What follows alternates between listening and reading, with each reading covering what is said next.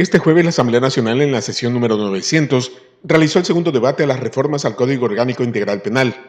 En realidad son 86 reformas, pero solo dos de ellas han causado verdadera controversia y son precisamente las que pertenecen a la iniciativa de la Revolución Ciudadana. Con el jurista Roosevelt Cedeño analizaremos la primera de ellas, la que se refiere al levantamiento de la reserva de la información de las investigaciones de la Fiscalía. Para Cedeño, esta propuesta es un absurdo. ¿Por qué? Porque el objeto de la reserva de una investigación previa, como se llama ahora, es en el afán de tutelar lo que se denomina el principio y derecho de inocencia y de ser tratado como inocente. En esa fase la Fiscalía reúne los indicios, las evidencias, los elementos para establecer la posible comisión de un delito y quiénes podrían ser los responsables. Si una vez que los tiene, entonces formula cargos y se da inicio a un proceso penal. En ese momento ya es público. Entre tanto, ese proceso indagatorio, ese proceso de investigación, tiene que ser reservado en tutela de esos derechos que le estoy mencionando, el derecho al honor, el derecho a buen nombre de las personas, ¿no? Porque a veces en nuestro país hay muchas denuncias maliciosas y temerarias que van a las fiscalías y no sería justo que haciéndose público por cualquier medio, filtrándose, esta persona que todavía no se ha iniciado un proceso penal vea su nombre involucrado en aquello, ¿no? Añade además que esta iniciativa echaría al traste el trabajo investigativo de la Fiscalía. Que un legislador, cualquiera que éste sea, solicite levantar esa reserva no tiene lógica. Los legisladores y la Asamblea no están para eso, afirma. Eso carece de toda lógica. La Fiscalía, la Asamblea Nacional hace una actividad de fiscalización de control político. De control político. Esas son el ámbito de sus competencias. ¿Cómo que la Fiscalía pueda pedir informe de los procesos políticos o de los procesos de fiscalización política? Entonces ahí se estaría afectando además el principio de independencia de funciones, ¿no? Cada quien en su ámbito, ¿no? Entonces hay una ruptura de este principio de independencia de la actividad judicial, ¿no?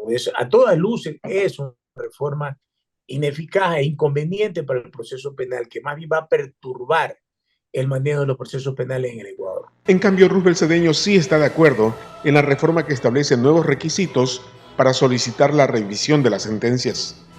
Según la propuesta, el pronunciamiento de un organismo de derechos humanos del Sistema Interamericano de las Naciones Unidas sería suficiente para revisar dichas sentencias. Aún en los casos de corrupción, la sentencia en contra de Rafael Correa es un ejemplo de aquello. Yo me alineo a favor de esa propuesta y le voy a fundamentar por qué. Cuando las causas de violación de derechos humanos van a los instrumentos o a las organizaciones, organismos universales o regionales de protección de derechos humanos, estos entes tienen esta facultad y competencia para observar si los estados partes han violado derechos fundamentales. Y esa violación tiene varias fuentes. Puede ser una actividad que emana de la función ejecutiva, una actividad que emana de la función legislativa y una actividad que emana de la función judicial. De suyo, el Ecuador en todas las condenas que ha recibido, gran parte, yo me atrevería a decir el 80, 90% de las condenas han sido por actividades judiciales. Las violaciones de derechos fundamentales han estado por el lado de la actividad judicial, porque la justicia ecuatoriana es bastante deficiente históricamente, ¿no? Históricamente. Eso es un mal de la República que no hemos podido corregir. Cuando usted ve el catálogo de países condenados, dentro de los primeros puestos está el Ecuador. Y la fuente de esta actividad lesiva de derechos humanos está en la función judicial. Entonces, ese es un tema que no lo veamos, porque el problema es no lo veamos solo desde el punto de vista del actor político del momento, sino que pongámonos en la lógica. A ver, a usted le siguen un proceso penal. En ese proceso penal usted termina condenado. Usted establece que en ese proceso penal a usted le violaron derechos, porque en el Ecuador se violan muchos derechos de la función judicial. Si no, veamos cuántas acciones extraordinarias de protección prosperan en la Corte Constitucional y cuántas prosperan en el ámbito penal, ¿no es cierto? No de actores políticos, de ciudadanos silenciosos que va a estar en búsqueda de justicia. Entonces usted va y demanda su proceso en la Comisión Interamericana, en la Corte Interamericana, o en los organismos universales de las Naciones Unidas, que también tienen mecanismos de protección de derechos humanos, y establece que en ese proceso a usted le violaron derechos. La pregunta es, ¿esa condena debe seguir firme o debe ser revisada?